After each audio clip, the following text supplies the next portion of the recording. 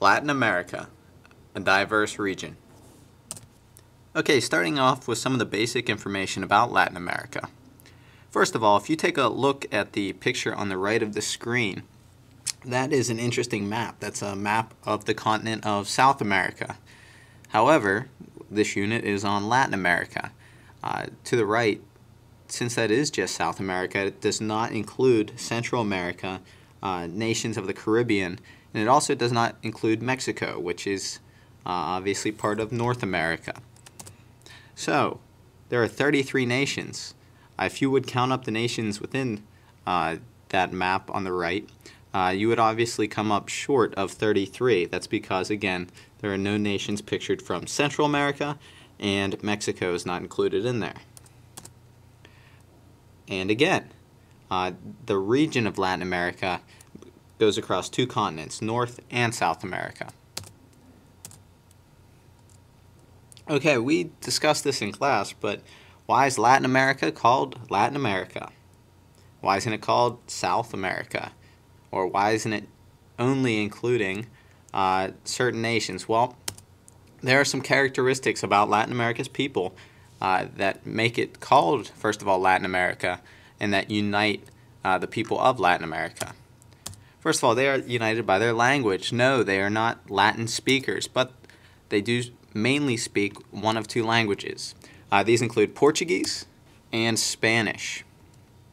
Now, their religion is usually Roman Catholic. Now, again, we didn't answer the question, why is it called Latin America?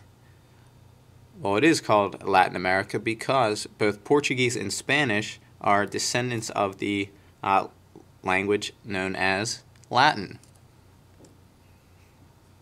Okay, continuing with Latin America's people, this is a region where most of the people live in urban areas or on coastlines. There's a variety of reasons for this. Usually it deals with extreme temperatures that cause people to move inward to certain areas of land, or because of just general makeup of land, whether there are mountains or certain areas that cause people to mainly live in urban areas. Some examples include Mexico City, Rio de Janeiro, and Bogota, which is in Colombia. Okay, a few basic pieces of information about the history of Latin America. It was landed upon by the Europeans in the 1500s when Spain and Portugal came ashore within Latin America. Now, Spain started to claim one side of Latin America, and the Portuguese started to claim the other side. Now, a lot of the Spanish explorers that came ashore, they were given the name conquistadores, which is the Spanish word for conquerors. Now, they were in pursuit of oftentimes gold. Now, it wasn't until the 1800s that most of these Latin American nations gained their independence, and for some of them, it went a bit longer. Okay, so now focusing on how they make money in Latin America or how they support their economy. Well, there are some oil deposits in various regions of Latin America, with these being either in Mexico or the northern portion of South America. Additionally, a lot of agriculture contributes a great deal to the Latin American economy, whether it's through coffee, bananas, sugarcane, or some other products. Now, for the areas known as the Caribbean, a lot of Americans vacation there, and so obviously tourism contributes to their economy. And we will see this especially in Colombia, but there are some illegal trade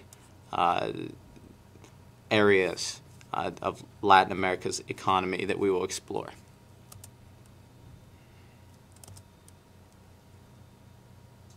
Okay, now moving to the physical geography of Latin America.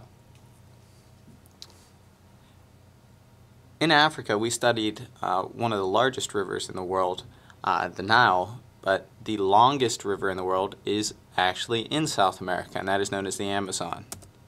It's 4,000 miles long, but Latin America also has the driest place in the world, the Atacama Desert, which is in Chile. And to go along with the Amazon rainforest, because of all of the rainfall that the Amazon River Basin supports, this also supports all of the wildlife in the Amazon rainforest. Now, as we go throughout Latin America, we're going to see a constant theme, and that is a theme of unstable societies. Now, this is because of many things, but one of the main reasons for this, these unstable societies is a growing population, a rapidly growing population. In 1950, there were 270 million people living within Latin America. By 1990, that jumped up to 490 million. And in 2010, there were about 550 million people in Latin America. So there's definitely a burgeoning amount of people. In addition, drug cartels, which we will discuss in more detail once we get to Colombia, are starting to wreak havoc, especially in northern South America. And lastly, in many areas of Latin America, women are continually, or they are still struggling for their rights. So we will continue to move forward in our study of the world, and this is your introduction to Latin America.